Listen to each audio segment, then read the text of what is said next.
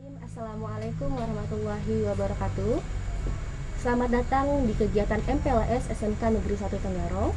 Perkenalkan, nama saya Sri Nurmalasari Alewiyah dan di samping saya ada Pak Nurayudi selaku guru mata pelajaran agama dan juga sebagai pembina kepramukaan. Selamat siang Bapak. Siap. Nah, jadi di kegiatan ini Pak Nurayudi akan menjelaskan mengenai budi pekerti dan kepramukaan. Dipersilakan Bapak. Mungkin Bapak bisa menjelaskan mengenai apa itu budi pekerti.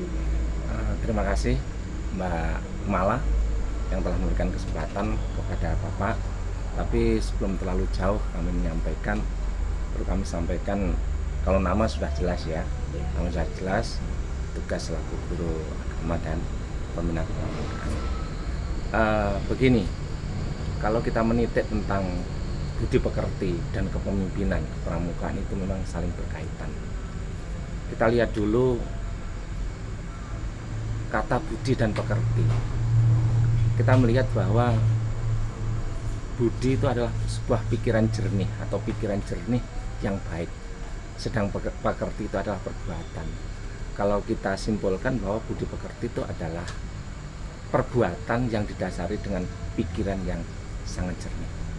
Itu yang arti secara luas ya, secara khusus juga sama.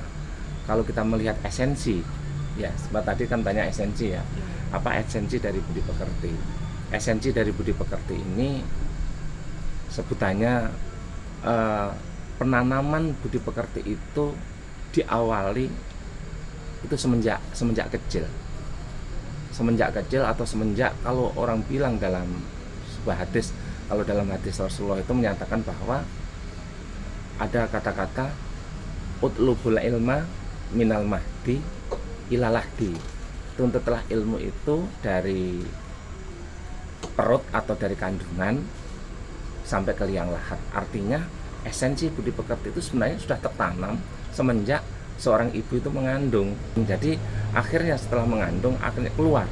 Setelah keluar anak itu ke alam dunia, maka disitulah nanti akan diperkenalkan tentang esensi yang lebih luas, kenal dengan lingkungan, terutama lingkungan orang tua, lingkungan masyarakat, baik di rumah, di sekolah maupun di tempat-tempat yang lain. Itu esensi yang lebih luas kalau perkenalan tentang masalah budi pekerti. Itu aja untuk sementara. Lalu Pak, bagaimana sih penerapan budi pekerti di sekolah? Kalau penerapan budi pekerti sekolah yang selama ini sebelum kita pandemi COVID-19 yang sudah kami jalankan selaku tanggung jawab moral sebagai guru agama, juga tanggung jawab moral sebagai guru, sebagai bagian dari SMK Negeri 1 Tenggarong, ada dua, yaitu yang pertama, bagaimana hubungan kita dengan Allah atau hablum minallah atau hubungan kita dengan Tuhan. Di antaranya program-program yang ada di sekolah yang sudah kami jalankan.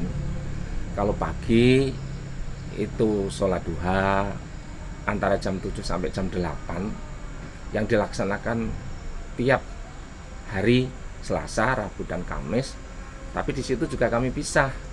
Dalam arti kata, kalau hari Selasa setelah sholat duha itu membaca matsurat, membaca doa-doa yang lain, informasi-informasi sekolah. Begitu pula hari Rabu itu khusus untuk membaca surat-surat pendek. Dan yang hari Kamis itu penampilan-penampilan yang punya kreativitas yang selama ini yang masih tersimpan di dalam batin, yang band religi, terus habsi, pidato, atau hal-hal yang lain yang berkaitan dengan kreativitas dari anak-anak yang selama ini masih tersimpan itu saat itu. Begitu pula siang itu sholat zuhur berjamaah, bahkan Jumatan juga berjamaah, sore itu sholat asar secara berjamaah. Tapi tidak hanya yang beragama muslim saja, tapi yang beragama selain muslim atau non muslim pun juga punya kegiatan religi juga, yaitu pada pagi harinya dia adalah ibadah pagi. Sehingga antara agama satu dengan yang lain itu saling menghargai dan menghormati, Mbak. Ya, tadi SMK 1 ini kan sekolah umum, itu bukan sekolah agama, jadi sekolah umum. Dari berbagai agama yang muncul ada di situ, tapi rasa kekeluargaan, rasa hormati, saling toleransi di antara satu agama dengan yang lain itu luar biasa. Terus yang kedua, hablum minan nas, yaitu hubungan manusia dengan manusia. Bagaimana hubungan baik antara siswa dengan siswa. Kalau ketemu itu harus bagaimana salam atau mengucapkan selamat pagi. Bagaimana cara memperlakukan dengan kakak, cara memperlakukan dengan adik. Ya dah. Nah, setelah itu juga begitu pula siswa dengan guru. Siswa dengan guru, bagaimana guru siswa itu hubungan dengan guru. Kalau dengan guru bagaimana ketika kita ketemu, terus bagaimana komunikasinya dengan bapak ibu guru dan TU ya, yang jelas kan dengan TU. Begitu pula anak dengan orang tua. Dari situlah akhirnya dari hubungan manusia yang baik ini nanti akan menumbuhkan sebuah budi pekerti yang baik. Bahkan di samping hubungan dengan manusia, hubungan dengan makhluk Tuhan yang lain, atau istilahnya menghargai lingkungan, baik dengan tumbuhan, dengan hewan, atau penghargaan terhadap alam yang ada di sekitar kita, terutama yang ada di sekolah. Itu yang sudah dijalankan. Ya alhamdulillah, kenyataannya ya menghargai lingkungan dengan cara tidak sembarang membuang sampah, terus menghargai hewan, menghargai lingkungan yang lain, tidak sembarangan untuk memetik atau memotong tumbuhan yang ada di sekitar sekolah. Jadi akhirnya komunikasi antara manusia dengan Allah atau dengan Tuhannya, manusia dengan manusia, manusia dengan lingkungannya itu yang luar biasa. Makanya sampai-sampai SMK itu disebut sebagai sekolah umum tapi bernuansa religi, itu loh yang membuat kami itu benar-benar merasa bangga menjadi bagian dari kehidupan yang ada di SMK 1. Tadi kan Pak kita ada menyinggung sedikit mengenai kepramukaan. Nah, mungkin Pak bisa menjelaskan apa itu kepramukaan. Terima kasih Mbak host yang luar biasa. Setelah kami menjelaskan tentang budi pekerti ya tadi yang kami kaitkan dengan kepramukaan, itu yang jelas pastinya kan ada berkaitan.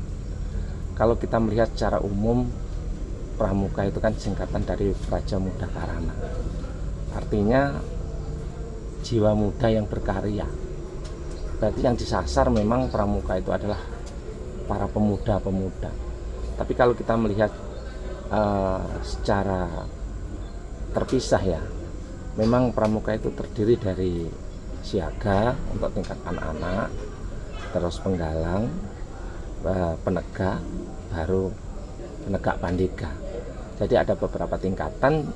Nah, tingkatan itu pun juga sesuai dengan cara berpikirnya. Kalau tingkat anak-anak itu kan menarik, jadi bermain, tapi bermainnya itu mengarah kepada sebuah keterampilan untuk mengatur mental, untuk membuat karakter watak dan lain-lain. Begitu pula untuk yang remaja. Yang remaja itu kan bahkan ke dewasa itu pengabdian. Jadi kepramukaan ini memang menurut kami itu sangat penting sekali, karena punya tujuan kedepannya, yaitu akan membentuk kepribadian seseorang, baik berwatak luhur, mental, moral, bahkan disebut berbudi pekerti, bahkan punya keyakinan agama. Karena apa? Kalau kita melihat di pramuka itu kan melihat di dasar dharma aja, di dasar dharma pramuka itu pasti ada kaitan dengan agama juga. Yang pertama kan takwa terhadap Tuhan Yang Maha Esa. Artinya kegiatan itu yang pertama kali yang dikuatkan adalah jiwanya, tentang kepercayaan atau ketauhidan terhadap Tuhan. Mungkin kita dapat melihat di berbagai di dalam buku panduan, dalam anak-anak yang atau remaja-remaja yang mengadakan kegiatan pramuka. Terus yang kedua itu kan cinta alam dan kasih sayang sama manusia. Berarti di situ juga diharapkan ada rasa komunikasi yang erat antara manusia dengan sesama manusia atau dengan alam juga. Jadi penghargaan itu kan berarti kan berkaitan dengan yang tadi Mbak ya, yang budi pekerti tadi ya, mencintai alam, menghargai alam. Nah di situ termaktub juga di pramuka, yaitu dasar dharma yang kedua, cinta alam dan kasih sayang manusia. Betul pula yang ketiga, patriot yang sopan dan kesatria. Terus patuh dan suka bermusyawarah, terus ada yang suka menolong dan tabah, rajin, terampil, tapi penuh dengan kegembiraan. Begitu pula hemat, cermat, bersahaja, artinya di pramuka pun juga diharapkan orang itu juga hemat, terus bersahaja, artinya selalu komunikatif dengan siapapun itu penuh dengan rasa simpati dan empati. Begitu pula disiplin, berani dan setia. Di samping berani bertanggung jawab, juga berani dalam situasi apapun, tapi tepat dalam melaksanakan sikap, kan gitu. Di samping itu bertanggung jawab dan dapat dipercaya. Artinya kalau bohong di dalam kepramukaan itu berarti orang itu tidak pernah mematuhi dasar dharma. Padahal di pramuka itu sudah berkaitan dengan budi pekerti juga. Nah ini yang terakhir, ini yang kadang-kadang dari sekian orang tidak berbuah pramuka itu nggak penting dan lain-lain bilangnya. Tapi kalau kita menelaah secara dalam, pramuka yang dari dasar dharma pramukanya saja itu sudah membuat seseorang itu akan lengkap hidup itu, tapi penuh dengan kegembiraan, suci dalam pikiran, perkataan dan perbuatan. Artinya orang itu dituntut untuk benar-benar suci baik dari sikap, perbuatan dan lain-lain, sehingga kedepannya menghasilkan bahwa adanya pramuka yang kita laksanakan di sekolah ini menumbuhkan benar-benar orang yang bertanggung jawab, sehat lahir dan batin, dan bertanggung jawab juga lahir dan batin, juga percaya kepada Tuhan Yang Maha Esa yang terutama, yang paling pokok. Itu Mbak ya gambarannya di pramuka. Jadi pertanyaan Mbak yang dari awal dari budi pekerti terus dikaitkan dengan kepemimpinan pramuka itu memang saling saling mengikat. Ya, saya selaku guru agama pun juga punya tanggung jawab moral kan untuk menyampaikan hal-hal semacam ini kepada terutama anak-anak kita, terutama anak-anak kami yang ada di sekolah di SMK Negeri 1 Tenggarong yang luar biasa dengan jumlah siswa yang besar, terus mayoritas muslim juga yang saling menghargai dan menghormati, seperti itu.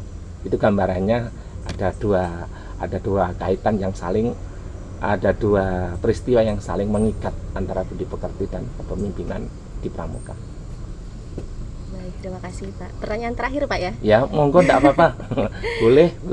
Apa kira-kira yang ditanyakan? Apa harapan Bapak dari penjelasan mengenai pramukaan tadi atau mungkin budi pekertian tadi untuk kedepannya? Oh, kedepannya. Ya. Harapan kami selaku guru, juga selaku pendidik, selaku warga SMK Negeri 1 Tenggarong, harapannya ke depan untuk anak-anak kami, ya bagaimana bisa memposisikan diri selaku umat manusia yang bermanfaat, terutama budi pekerti yang luhur itu tadi yang sudah saya jelaskan. Begitu pula setelah output keluar dari SMK Negeri 1 Tenggarong itu ada dua sisi yang kita miliki. Yang pertama adalah sisi duniawi, kemampuan dalam berkreasi, karena kita sekolah jurusan berkreasi, dalam arti berkreasi sekaligus memantapkan dalam kejuruannya, kegiatannya, akhirnya menghasilkan sesuatu yang bersifat duniawi. Tapi sisi yang kedua kita diuntungkan adalah sisi akhirat, ya kan? Sisi akhirat yaitu dengan kegiatan-kegiatan keagamaan yang ada di sekolah yang mantap itu, nanti akhirnya dua-duanya seimbang, seiring sejalan antara kehidupan dunia dan kehidupan akhirat. Akhirnya orang-orang yang lulusan SMK Negeri 1 Tenggarong mendapat dua apa Mbak? Dua manfaat ya. Ya, dua sisi tadi Pak. Dua sisi tadi, yaitu dia seimbang antara kehidupan dunia dan akhirat. Itu harapan kita dari SMK Negeri 1 Tenggarong. Ya Mbak. Baik, terima kasih Bapak. Dan sekian kegiatan MPLS pada hari ini. Terima kasih Pak Mirwadi sudah meluangkan waktunya. Ya, terima kasih. Assalamualaikum warahmatullahi wabarakatuh. Waalaikumsalam warahmatullahi wabarakatuh.